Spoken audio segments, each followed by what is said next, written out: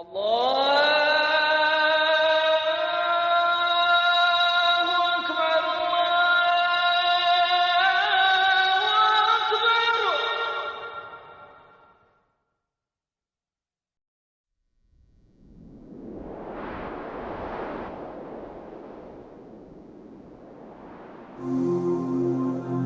الله الرحمن الرحيم. الحمد لله رب العالمين، والصلاة والسلام على أشرف المرسلين محمد نبينا وحبيبنا صلى الله عليه وسلم.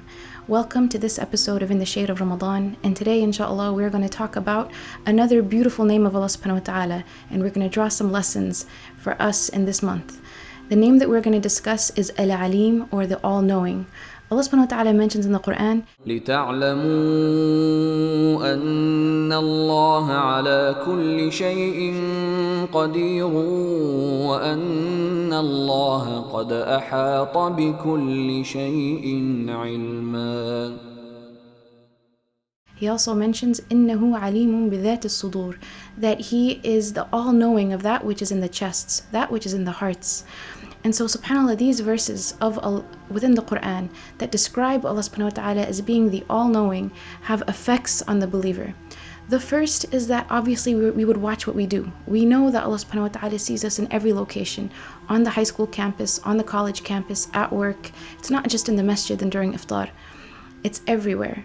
And so subhanAllah, when a person feels that Allah is present with them wherever they go, and His knowledge surrounds them, then they watch what they do. The second thing is that they watch what they think.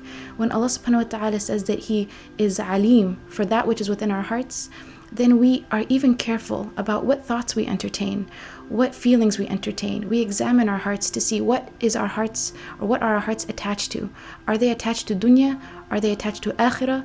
Are they attached to Jannah? Are they attached to Allah? Or is it attached to some worldly thing or something that Allah is displeased with?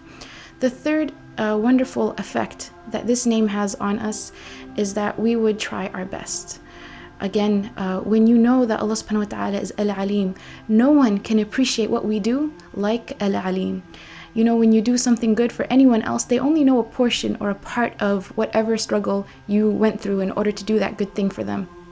But Allah subhanahu wa ta'ala can appreciate, every subtlety and every difficulty and everything we do in terms of serving Him. So when we know that Allah subhanahu wa ta'ala is Al-Alim and He knows everything, then we would try our very best, and from Him we get the best reward. And no one can reward us the way that Allah subhanahu wa ta'ala can. The next element in this name that we can benefit from is that if Allah subhanahu wa ta'ala is Al-Alim, then all of the hardships and trials and difficulties we go through, He's the first one we consult. We go back to Him, we complain to Him. Whatever it is we're going through, He understands our situation, even when no one else understands. If your parents don't understand, if your friends don't understand, Allah Al-Alim understands. So we go to Him and complain to Him and have a strong relationship with Him to get us out of whatever difficulty that we are facing. And another interesting thing about this name of Allah subhanahu wa ta'ala is that many times we find it preceded by another name. And this name is As-Sami'. So we find in the Quran As-Sami' al-Alim, the one, the all-hearing, the all-knowing. And this has an effect on those who read the verse.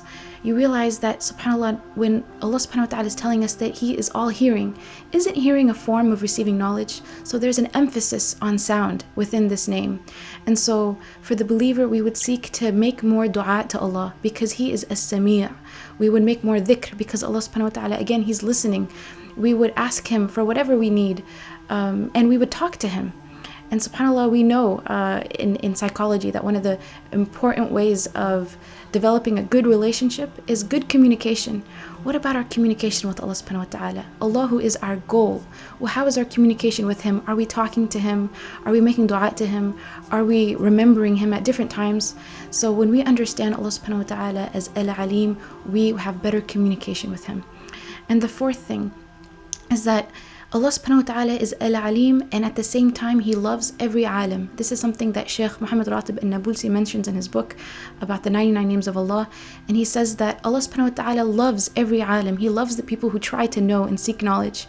And one of the benefits of those who are seeking knowledge or beneficial knowledge is that they would come closer to Allah. And Allah attests to this in the Quran when Allah subhanahu wa ta'ala says, إِنَّمَا يَخْشَى اللَّهَ مِنْ عِبَادِهِ الْعُلَمَاءُ So we want to be of those ulama, or we want to be on a path to seeking knowledge and being of those people who are trying to attain this good quality. Again, alim, ilm, for Allah subhanahu wa ta'ala is complete. And for us, it's very small. So Allah subhanahu wa ta'ala, again, He mentions in the Quran that He only gave us a little bit of knowledge. But when we seek for that little bit of knowledge, He loves us for it. And He is pleased with us. So this Ramadan, seek to appeal to Al-Alim by learning things that you think that Allah subhanahu wa ta'ala will be pleased with. And I recommend for those of you who haven't gotten into the habit of reading beneficial things that would draw you closer to Allah, to start with 2 books. Read 1 book in Seerah and reflect on the life of the Prophet Muhammad ﷺ, the struggles of the companions, and draw lessons out of the Seerah of the Prophet that you can incorporate into your own life. The second thing is to start reading a book of tazkiyah, or a book of self-development. One I can recommend that Mass Youth has published is called Rising Soul. And this is a wonderful book that talks about habits that you can get rid of and habits that you want to increase. And for those who are already readers, I recommend reading books of fiqh that talk about not only the outer dimensions of worship, but also the inner dimensions of worship. So when you're fasting, not only is it a physical fast, but how can you understand it as a spiritual fast as well? And subhanAllah, through this we can appeal to Allah subhanahu wa ta'ala as Al-Alim and make the most of appealing to Al-Alim in this month of Ramadan. Jazakumullah khair. سبحانك اللهم وبحمدك نشهد أن لا إله إلا أنت نستغفرك ونتوب إليك. السلام عليكم.